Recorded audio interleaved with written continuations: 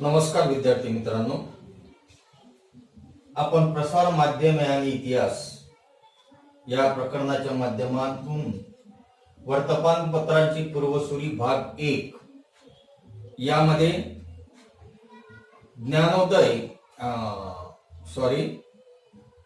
Bengal gadget आणि दर्पण या दोन वृत्तपत्रांविषयी आपण बघितलेलं आहे की बेंगॉल गॅझेट हे भारताचं पहिलं इंग्रजी वर्तमानपत्र की जे 29 जानेवारी 1780 ला त्याची सुरुवात झालेली आहे आणि जेम्स ऑगस्टस हिकी याने त्याची सुरुवात केलेली आहे. त्यानंतर आपण दुसरं वर्तमानपत्र बघितलं होतं दर्पण. हे आपल्या भारतामधलं मराठीतलं पहिलं वर्तमानपत्र की 1832 मध्ये त्याची मुंबईला सुरुवात झालेली आहे आणि बाळशास्त्री जांभेकर हे दर्पण या वृत्तपत्राचे संपादक होते. आता या वर्तमानपत्राच्या पूर्वसुरीमध्ये भाग 2 या भाग 2 मध्ये आणखी काही वर्तमानपत्रांचा आपण विचार करूया. त्यामध्ये पुढचं जे वर्तमानपत्र आहे ते आहे बघा प्रभाकर. प्रभाकर हे जे वर्तमानपत्र आहे हे भाऊ महाजन यांनी सुरू केलेलं आहे. मग हे जे वर्तमानपत्र आहे या वर्तमानपत्रातून फ्रेंचांच्या बंडाचा इतिहास, ज्याला आपण फ्रेंच राज्यक्रांती असं म्हणतो, या फ्रेंच राज्यक्रांतीच्या ज्या काही बातम्या आहेत त्या बातम्या या प्रभाकर या वर्तमानपत्रातून प्रसिद्ध केल्या जायचे. आता ही जी फ्रेंच राज्यक्रांती आहे ही फ्रेंच राज्यक्रांती 18व्या शतकाच्या उत्तरार्धामध्ये घडून गेलेली आहे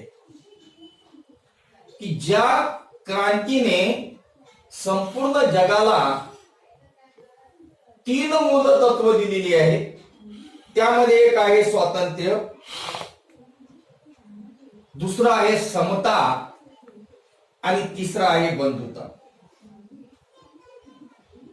आणि अशी ही मूल तत्व किंवा ही मूल्य देणारी जी क्रांती आहे तिलाच आपण फ्रेंच राज्यक्रांती म्हणतो की ज्या राज्यक्रांतीच्या बातम्या ह्या प्रभाकर या वर्तमानपत्रातून प्रसिद्ध केल्या जायच्या.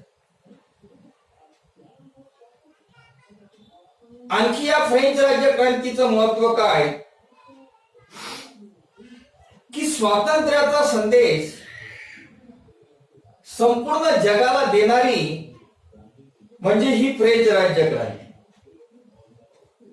आणि त्यामुळेच प्रभाकर या वर्तमानपत्रातून या फ्रेंच राज्यक्रांतीचे जे काही बातम्या आहेत त्या बातम्या या प्रसिद्ध केल्या जायच्या. आता जेव्हा ही फ्रेंच राज्यक्रांती घडून आली तेव्हा आपल्या भारतामध्ये ब्रिटिशांची सत्ता होती आणि ब्रिटिशांची सत्ता असल्यामुळे आपल्या देशाचे ब्रिटिश हे सत्ताधारी होते, शासनकर्ते होते.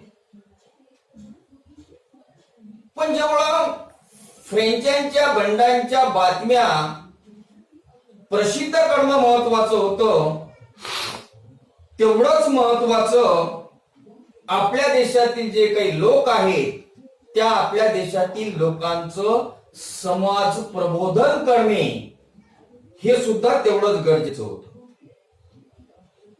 आणि मग त्यासाठी त्या काळामध्ये लोकहितवादी गोपाळ गणेश आगरकर यांनी या प्रभाकर या वर्तमानपत्रातून आपली जी शतपत्र आहे ती शतपत्र प्रसिद्ध केली.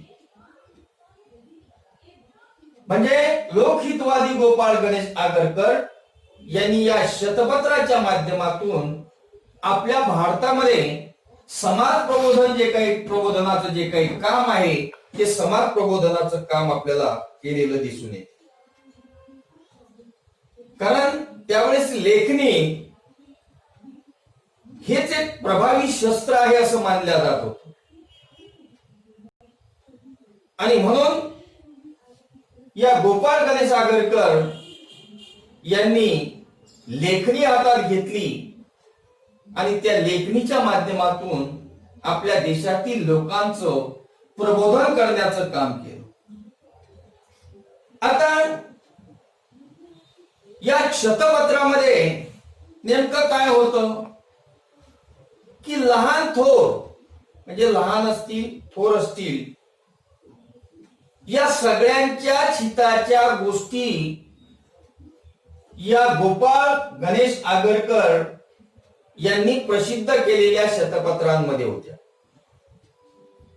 आणि अशा लहान थोर या सगळ्यांसाठी हिताची असणारी 108 पत्र, लक्षात घ्या, 108 पत्र लोकहितवादी गोपाळ गणेश आगरकर यांनी ती लिहिली आहे. म्हणजे ती 100 पेक्षा जास्त आहे किंवा ती 100 आहे, म्हणून त्यांना शतपत्र असं म्हटण्यात आलेलं आहे. आणि मग या शतपत्राच्या माध्यमातून या लोकहितवादी गोपाळ गणेश आगरकर यांनी लोकांचं जे प्रबोधन आहे ते प्रबोधन करण्याचं काम केलं, लोकांना उपदेश करण्याचं काम केलं, लोकांमध्ये जागृती निर्माण करण्याचं काम केलं. आणि ही सगळं काम या प्रभाकर या वृत्तपत्राच्या माध्यमातून लोकहितवादी गोपाळ गणेश आगरकर यांनी केलं. म्हणजे जशा फ्रेंचांच्या बंडांच्या बातम्या या प्रभाकर या वर्तमानपत्रातून प्रसिद्ध केल्या जात होत्या, तशाच प्रकारे लोकहितवादी गोपाळ गणेश आगरकर यांनी दिलेली जे काही शतपत्र आहेत ती शतपत्र सुद्धा या प्रभाकर या वृत्तपत्रातून प्रसिद्धीस दिल्या जात होती. अशा पद्धतीनं आपण साधारणपणे आतापर्यंत बेंगॉल गॅझेट असेल, दर्पण असेल, प्रभाकर असेल, या 3 वृत्तपत्रांचा आपण अभ्यास केलेला आहे. आणखी काही वृत्तपत्रांचा आपल्याला अभ्यास करायचा आहे. त्यामध्ये पुढचं आहे बघा ज्ञानोदय. म्हणजे प्रभाकर मध्ये आपण काय शिकलो की प्रभाकर या वृत्तपत्रातून फ्रेंचांच्या बंडांच्या बातम्या प्रसिद्ध केल्या जात होत्या की जी फ्रेंच राज्यक्रांती 18व्या शतकाच्या उत्तरार्धामध्ये घडून गेली होती.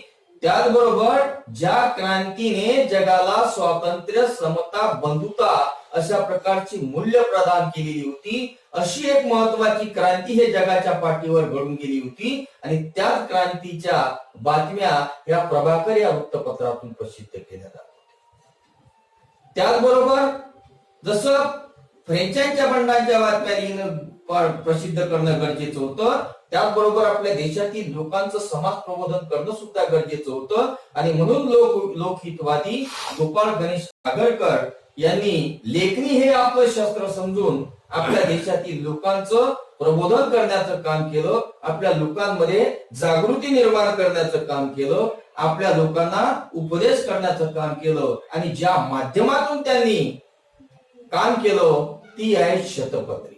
म्हणजे जवळपास 108 पत्र त्यांनी लिहिली आणि ती 100 पेक्षा जास्त होती, म्हणून त्यांना शतपत्र असं म्हटलं जात होतं. आणि अशा प्रकारचे एक महत्वपूर्ण काम त्यावेळी प्रभाकर या वृत्तपत्राने केलेलं आहे. त्यानंतरचं पुढचं वर्तमानपत्र आहे बघा ज्ञानोदय. ज्ञानोदय या वर्तमानपत्रामध्ये 1842 साली आशिया खंडाचा नकाशा आला काय लक्षात की ज्ञानोदय या वर्तमानपत्रामध्ये 1842 साली आशिया खंडाचा नकाशा छापण्यात आला. त्यानंतर त्याच्या 9 वर्षांनी म्हणजे 1851 ला युरोप खंडाचा नकाशा छापण्यात आला. मग आता तुम्ही म्हणाल की ठीक आहे 1842 ला आशिया खंडाचा नकाशा छापण्यात आला, त्यानंतर 9 वर्षानं 1851 ला युरोप खंडाचा नकाशा छापण्यात आला. पण यात महत्वाचं काय आहे? कारण मराठी वृत्तपत्रामध्ये आजपर्यंत इतिहासामध्ये चित्र छापल्या जात नव्हती. म्हणजे आतापर्यंत मराठी वृत्तपत्रांमध्ये कोणतीही चित्र छापल्या जात नव्हती. ते काम पहिल्यांदा या ज्ञानोदय या वृत्तपत्रानं केलेलं आहे. म्हणजे मराठी वृत्तपत्रांमध्ये चित्र छापण्याचा जो काही मान आहे, तो मान हा ज्ञानोदय या वर्तमानपत्राला मिळालेला आहे. या अगोदर ज्ञानोदय हे जे वृत्तपत्र आहे, या वृत्तपत्रातून वेगवेगळ्या प्रकारच्या ज्या काही बातम्या आहेत, त्या वेगवेगळ्या प्रकारच्या बातम्या छापून येत होत्या. त्या बातम्यांचा उल्लेख सुद्धा आपण या ठिकाणी करून घेऊया. त्या बातम्यांमध्ये काय होतं, तर विजेच्या साहाय्याने बातमी पोहोचवण्याचं जे यंत्र आहे, विजेच्या साहाय्याने बातमी पोहोचवण्याचं यंत्र जे आहे ते म्हणजे टेलिग्राफ. लक्षात घ्या, बातमी पोहोचवण्याचं, विजेच्या साहाय्याने बातमी पोहोचवण्याचं जे यंत्र आहे ते म्हणजे टेलिग्राफ. आणि या टेलिग्राफची जी सुरुवात आहे, ती सुरुवात 1852 पासून झाली. या टेलिग्राफची सुरुवात 1852 पासून झाली. अशा प्रकारची बातमी या ज्ञानोदय हे जे वृत्तपत्र आहे, या ज्ञानोदय या वृत्तपत्रातून छापून आलेली. त्याचबरोबर भारतामध्ये प्रथम रेल्वे ज्या वेळेस सुरू झाली, भारतामध्ये प्रथम रेल्वे ज्या वेळेस सुरू झाली, त्याची बातमी सुद्धा या ज्ञानोदय या वर्तमानपत्रामध्ये छापून आलेली. परंतु भारतामध्ये रेल्वे सुरू झाल्याची जे काही बातमी आहे की जी या ज्ञानोदय वर्तमानपत्रामध्ये छापून आलेली होती, त्या बातमीचं शीर्षक काय होतं, चाक्या मसोबा. म्हणजे चाक्या मसोबा या शीर्षकांतर्गत भारतात प्रथम रेल्वे सुरू झाल्याची बातमी या ज्ञानोदय हे जे वर्तमानपत्र आहे, या वर्तमानपत्रातून प्रकाशित करण्यात आले. मग त्यावेळेस लोकांमध्ये एक उत्सुकता होती की एखादं यंत्र असं चालू शकते, म्हणजे एखादं यंत्र असं चालू शकते, ही कल्पनाच लोकांच्या कल्पनेबाहेरची होती. म्हणजे लोकांना या गोष्टीवर विश्वास बसत नव्हता.